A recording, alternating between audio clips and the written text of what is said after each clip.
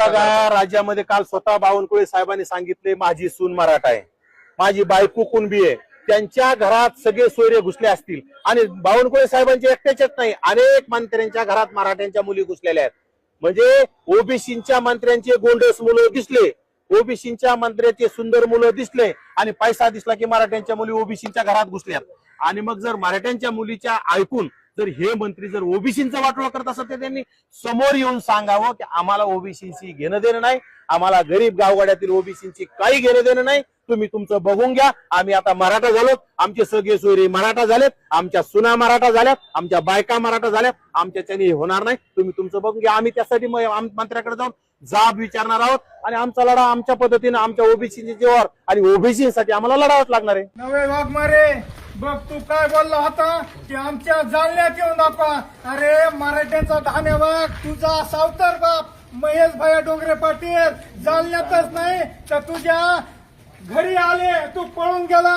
महेश भाया डोंगरे पाटलांनी तुला आज पंचमी निमित्त तुला काय गिफ्ट केलंय बघ, कुलूप लावलंय, तू पळून गेला. पण डोंगरे पाटलांनी तुला साडी आणि बांगड्या गिफ्ट केल्यात. घरी आल्यावर नक्की आणि साडी आणि बांगडे घाल, तुला शोभून दिसतात. त्याचं कारण आहे तुला मिशन आहे, दाढी नाही, भवन आहे, तू 5 आणि 1 6 नंबर आहे. त्याच्यामुळे भैयासाहेबांनी चांगली तुला ब्रँडेड साडी आणलेली आणि बांगड्या पण चांगल्या आल्यात. आल्यावर नक्की घाल आणि मराठ्यांना चॅलेंज देऊ नको. मराठ्यांनी चांगले चांगले गार केल्यात, तुझ्यासारखे हिजडे त्याला तर आम्हीच पुरून, तुझ्यासारख्याला आम्हीच पुरून उरव. चल नव्या आल्यावर नक्की घालायला विसरू नको. छान दिसतील फोटो पुन्हा मला पाठव, माझ्या फेसबुकून पुन्हा मी शेअर करतो. ओके. जय शिवराय बांधवांनो, मी गणेश उगले पाटील, संस्थापक अध्यक्ष धर्मवीर छावा संघटना. बांधवांनो, धर्मवीर छावा संघटना महाराष्ट्रभर सामाजिक सलोख्यासाठी काम करते. सर्व जाती धर्मातील मावळे धर्मवीर छावा संघटनेचे पदाधिकारी व कार्यकर्ते आहेत. अलीकडील काळामध्ये आरक्षणाचा मुद्दा घेऊन अनेक नेते जन्माला आले आणि या नेत्यांनी महाराष्ट्रातील सामाजिक सलोख्याची वाट लावली आहे. त्यातच नवनाथ वाघमारे या स्वयंघोषित नेत्यांनी मराठा समाजाच्या मुलीबद्दल आक्षेपार्ह हातवारे करून एकदम नीच विकृत मानसिकतेने वक्तव्य केले. त्या वक्तव्याचा धर्मवीर छावा संघटनेच्या वतीने मी जाहीर शब्दात निषेध करतो आणि या व्हिडिओच्या माध्यमातून नवनाथ वाघमारे यांना जाहीर इशारा करतो. जर नवनाथ वाघमारे तुला वाटत असेल पोलीस संरक्षण करतील किंवा मिलिटरी संरक्षण भेटल, तुला पोलीस मिलिटरी कोणतं जरी संरक्षण राहिलं तरी सुद्धा तुला समाजाची माफी मागितल्याशिवाय तुला सुट्टी नाही. कारण की ज्या पद्धतीने तू बॉडी लँग्वेज यूज केली, ज्या पद्धतीने विकृत मानसिकतेने तू समाजांच्या मुलीबद्दल बोललास, असं छत्रपती शिवरायांच्या महाराष्ट्रामध्ये कोणत्याही जाती धर्मातील माय माऊलीबद्दल असं वक्तव्य कोण्याही नेत्यांनी केलं नाही पाहिजे. तुम्ही तुमच्या एकामेकावरती टीका टिप्पणी करा, कोणत्याही वैयक्तिक टीका टिप्पणीला कोणत्याही स्तरावर जा, पण माय माऊलीबद्दल कोणत्याही समाजाचे असो असे वक्तव्य करणं निषेधार्हच राहील. आणि या वक्तव्याचा आणि या बोललेल्या सगळ्या विषयावरती जर वाघमारे तू माफी जर नाही मागितली तर धर्मवीर छावा संघटना तुला धडा शिकवल्याशिवाय राहणार नाही.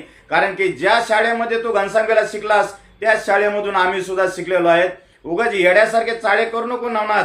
ताबडतोब यावर स्पष्टीकरण देऊन माफी माग. किती दिवस मोबाईल बंद करून फिरणार तू? समाजाच्या भावना तीव्र आहेत, तात्काळ माफी माग, अन्यथा पोलीस मिलिटरी कोणतं जरी संरक्षण तुला दिलं तरी सुद्धा तुला चोप दिल्याशिवाय धर्मवीर छावा संघटना शांत बसणार नाही. एवढं ज्या माध्यमातून सांगतो.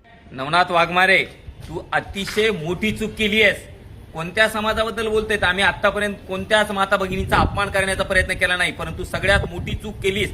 त्यामुळं मराठा समाजाच्या वतीनं तुझ्यासाठी खास गिफ्ट आणलंय. मराठा समाजाने सिद्धी कंपनीची साडी आणली आहे टेक्सटाईल कंपनीमधनं आणि ब्रँडेड कंपनीच्या बांगड्या आणल्यात. हे तू त्याच लायकीच आहे, ती तुझी लायकी आहे. तुला कळत नाही, तू भायला आहेस म्हणून तुझ्यासाठी हे मुद्दाम खास आज पंचमीचा सण आहे. मराठा समाजाच्या वतीने या ठिकाणी गिफ्ट आणलेलं आहे तुझ्यासाठी, तर तू गिफ्टचा स्वीकार करावा. आणि तू लय मीडियावरती लय बटवट करतोस ना, ये ना तुझ्या घरापाशी येत. मग घरापाशी येत आता कुठं कोणत्या बिळात जाऊन लपलास? कुठं मोबाईल का स्विच ऑफ केलास? असलं तर बोललं पाहिजे माणसानी, नसलं तर मीडियावरती बुळबुळ नाही केली पाहिजे. पण तुम्हाला उकड्या मीडिया आली की बुळबुळ बुळबुळ सुरू करायची. त्यात तू जर ओरिजिनल असतील, एका बापाची औलाद असतील, तर जालन्यामध्ये आम्ही आज रात्रीपर्यंत आहोत. ये तू आण, तुझ्या बापाला आण, तुझ्या आज्याला आण. आम्ही मराठे समर्थो. हिंदू असल, मुस्लिम असल, बौद्ध असल, कुठल्याच जातीतल्या लेकी बाळीला कधी बोललो नाही, कधीच बोललो नाही. आणि गरीब समाजाला सुद्धा बोललो नाही, नेत्याला बोललो. पण मराठ्यांच्या लेकी बाळीवरती जर कोणी बोलणार असेल, 100% ती घुरट पैदाशी, 100%. कारण ज्यांच्या तोंडातून लेकी बाळींबद्दल असं येतंय जाहीरपणानं मीडियावरती, 100% ही वड्या वगळीचीच अवलाद आहे. माझा मराठी समाज लई दिलदार आहे. काल पंचमीचा सण झाला. ह्या नवण्या वाघमरेला बांगड्या आणि साडी घेऊन गेली. पण त्या भावांना मला सांगायचं आहे, त्याला ना नेलपेंट न्यायला पाहिजे होती, मेहंदीचा कोण न्यायला पाहिजे होता, आणि महत्वाची गोष्ट लिपस्टिक न्यायला पाहिजे होती. कारण हा हरामखोर त्याच लेवलचा. ह्या नीच भाड्यानं नवण्या वाघमारेनं मराठीच्या आई बहिणीवर खालच्या पटीत वक्तव्य केलं आणि या हरामखोरानं माफी सुद्धा मागितली. पण हा नीच भाड्या माफ करायच्या लायकीचा नाही.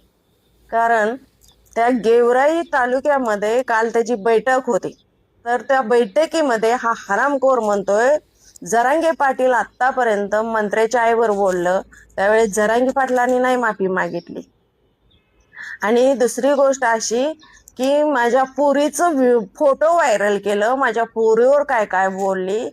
तर त्या हरामखोराला मला सांगायचं आहे, तुला धुवून पिळून आपटून वाळू घालू, पण तुझ्या पुरीवर माझा समाज कधीच बोलला नाही. समजलं का? आणि हा काय म्हणतोय, माझ्या पुरीचं फोटो व्हायरल केलं, माझ्या पुरीवर बोलली. मग जरांगे पाटलाच्या पुरीवर बोललं तर आम्ही चालेल का? म्हणजे पुन्हा फिरून तिथंच जातोय हा. म्हणजे ह्याचं कसं आहे माहितीये का, ह्या नवण्याचं अंगात नाही बळ आणि चिमटा घेऊन पळ. कारण ह्यानं माफी पण मागितली आणि पुन्हा तीच बोलतोय. म्हणजे हे हरामखोरातला माज जास्त आहे भावानो. ह्याचा माज उतरवाज लागणार आहे. ह्या हरामखोराला हे मराठीच्या आया बहिणीवर बोलतो आणि ह्या नीच कुत्र्याला पोलीस प्रोटेक्शन दिलं. कुणी कसं काय दिलं? का ह्यांना दंगली घडवायच्या त्या का? पोलीस प्रोटेक्शन घेऊन फिरतो हरामखोर आणि फिरून फिरून मराठीच्या आया बहिणीवर बोलतो. नवण्या लायकीत राहा.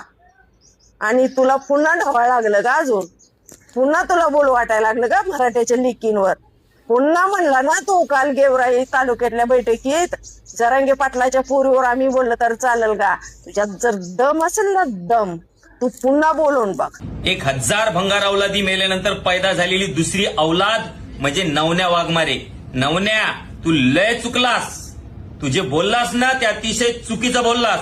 मग तू या लय गांडी दम होता ना च्युतिया, तर तू मोबाईल नंबर बंद करायला नव्हता पाहिजे. आता कोणत्या वेळा जाऊन बसलात? मराठीत तुझ्या घरापर्यंत 100% येणार.